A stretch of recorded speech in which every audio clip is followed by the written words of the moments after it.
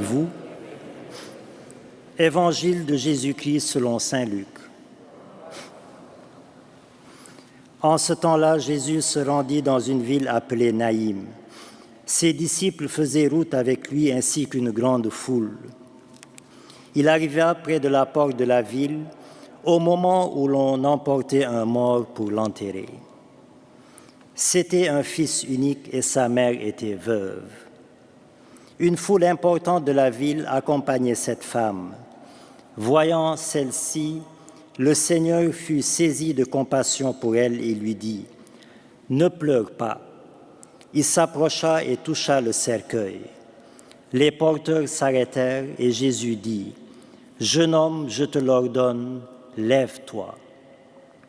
Alors le mort se redressa et se mit à parler, et Jésus le rendit à sa mère.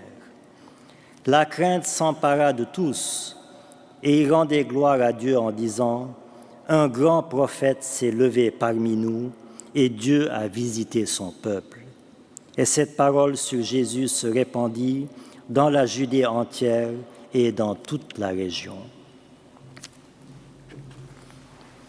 Acclamons la parole de Dieu.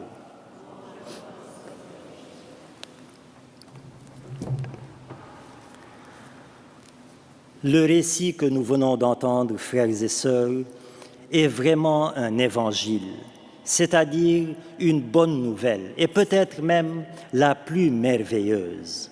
C'est que l'amour est plus fort que la mort. « Jeune homme, je te l'ordonne, lève-toi », dit Jésus. L'ordre est donné par l'amour à la mort, et cette mort pourtant si redoutable obéit à plus fort qu'elle. L'histoire de l'humanité vient de basculer définitivement. La mort n'est plus invincible, la mort n'est plus indomptable. Voilà le cœur de notre foi et de notre espérance chrétienne.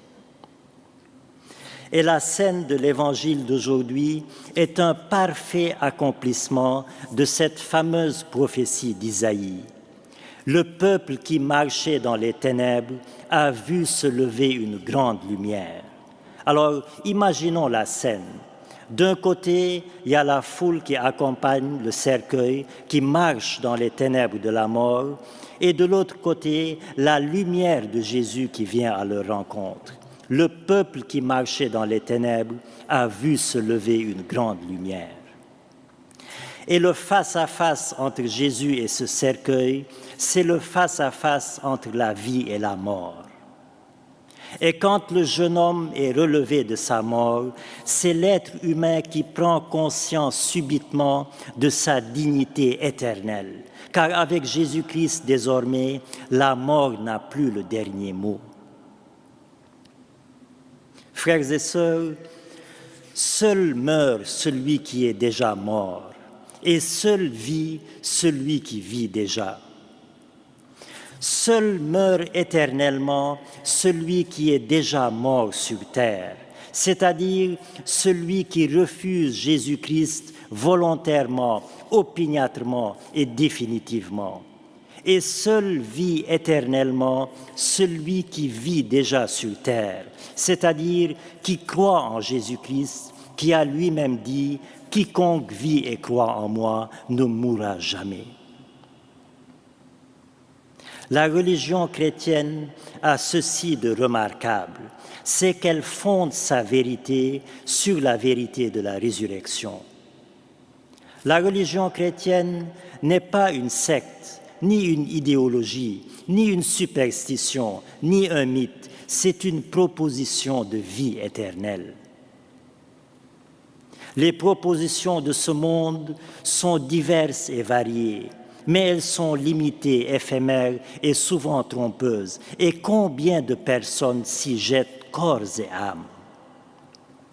Si nous, chrétiens, nous pouvions avoir le même zèle, le même élan, le même allant à accueillir la proposition de vie éternelle, comme ces personnes en ont pour accueillir les propositions de ce monde, eh bien notre foi et notre Église seraient peut-être plus attractives. Et Jésus-Christ l'a bien dit par ailleurs, les fils de ce monde sont plus habiles entre eux que les fils de lumière. Frères et sœurs, nous sommes des enfants de lumière. Nous sommes des enfants de la résurrection, mortels par nature, mais immortels par amour, et ce n'est pas banal. Alors, dans nos souffrances, même les plus terribles, dans nos peines, même les plus insupportables, n'oublions pas que nous sommes en même temps porteurs d'un germe d'éternité qui éclipsera à jamais toutes nos peines et toutes nos souffrances. Alors, comme Saint Cyprien et Saint Corneille, regardons l'avenir avec confiance. Soyons des hommes et des femmes d'espérance et soyons fiers de notre foi, car en elle, nous détenons la plus belle, la plus grande, la plus décisive, la plus désirable des victoires, la victoire sur la mort par l'amour de Jésus-Christ notre Seigneur, qui est lui-même la vie et le chemin qui conduit à cette vie. Amen.